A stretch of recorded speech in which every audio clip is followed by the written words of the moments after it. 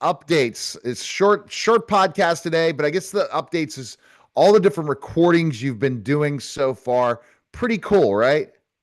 Yeah, yeah, and I love inviting people. It's hard to get them scheduled and schedule a time because I'm doing one that's from the mountain time, so coordinating my hours with her hours.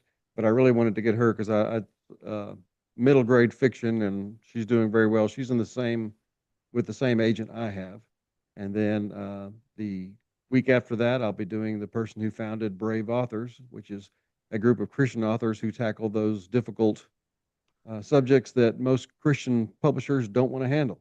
So we are kind of a group of those in that niche between gritty Christian and secular. No doubt. I mean, and so just getting it out in the conversations. What have you learned so far as being a podcaster? By not just being interviewed by me, but then being the host interviewing your guest. It's fascinating. You think you know people, but you really only have that surface. And when you get them on a conversation about them, it's really nice to know what else came into their life and what's in there that you didn't know, and facets about their work, about their life, about their family. And learning about that family, learning about the specific things and the specific learning curve that you never expected, right? Yeah. When you I mean, like it's the cool thing about it is as a pastor, you know how to ask questions and it's just keep the flow, but you're amazed at what you learn every time you talk to someone. And just the things that you can connect to, like the sound man for the Watergrave series, Fred Lejeune. He has cancer. I had cancer. We connected on that, and then you just kind of get into that subject and realize that we're both dealing with the side effects, even though we're both cancer free, and that just made a connection on a personal level that we didn't have before. Yeah, and that's the thing, and then you're even more friends moving forward. What's going to happen next? And you're looking to interview people, also other Christian authors, right? You're trying to give the platform for more people than just some of. You're Yeah, and going that's through a that's lot of yeah. part of my reason behind this was to give a platform for people that are like me that are getting breaking into it and help them to reach my audience and talk to my audience about that as well. All right, how many? How is the writing for book four going? Uh, with everything going on, it's been a struggle to have a block of time that's not interrupted, but it's going well. I'm in the resolution part of the story. We're in the 220s on the rough draft, which means it'll probably end up about maybe 300 pages or so. But I like where it went. I like where it's going and how it just kind of came to that organic stage where it takes a life of its own, and pieces of the story I hadn't thought of just kind of grew naturally out of that. Yeah, exactly. The natural growth process Mm. of the story, and more, you're just picturing what do they want to see Abby do next, right? Yeah, and I'm anxious to get to books 5 and 6 that end this story arc of her, so that she can go on those kind of the one offs from that point in this series. Right. And I guess talking to the real Abby, you've gotten to really now you know the picture of what you're going to picture her to look like.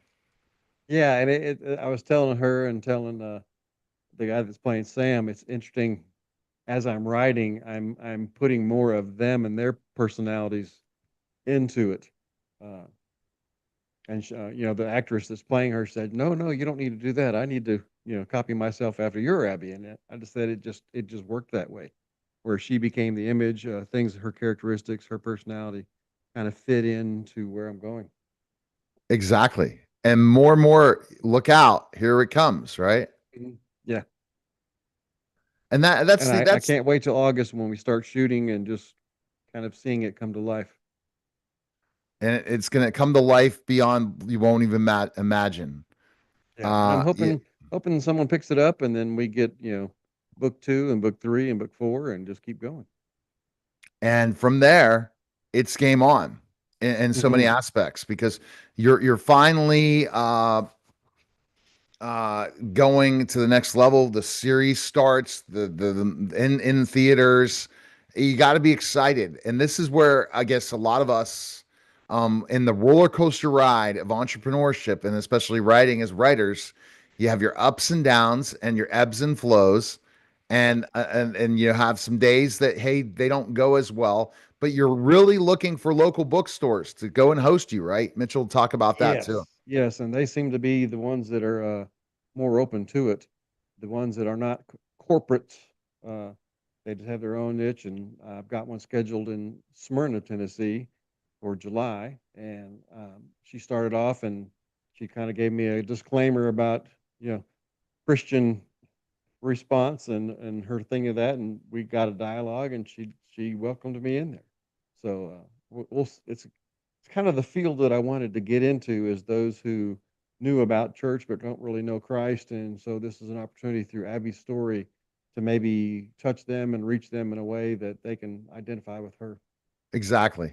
And that identification of Abby and all those different things. And the when you go to these bookstores, especially the Barnes and Nobles and all them, you're really able to see how cool it is to really talk to people that some of them have read it, some can't wait to read it.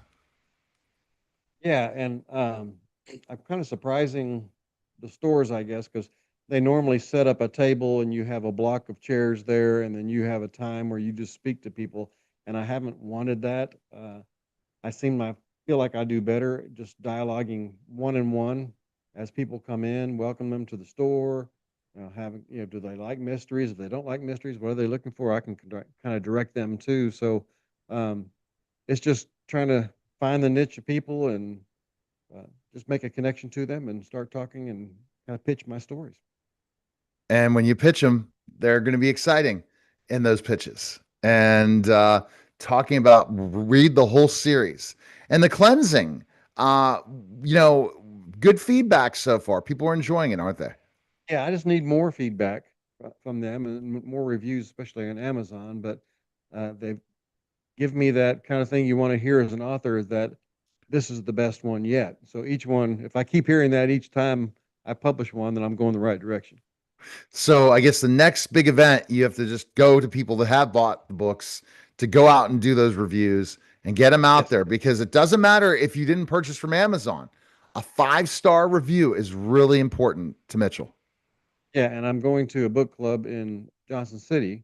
So I'm going to really plug them to say, okay, I know you've read it, you're reviewing it with me, so please put it on Amazon. That'll help me. All right. So the best place to go is mitchellscarnesauthor.com. Appreciate it, Yes. Mitchell, and look forward to talking next week. And we have autographed copies available on the website. Website at mitchellscarnesauthor.com. All right. That was the special simulcast of the Neil Haley Show in the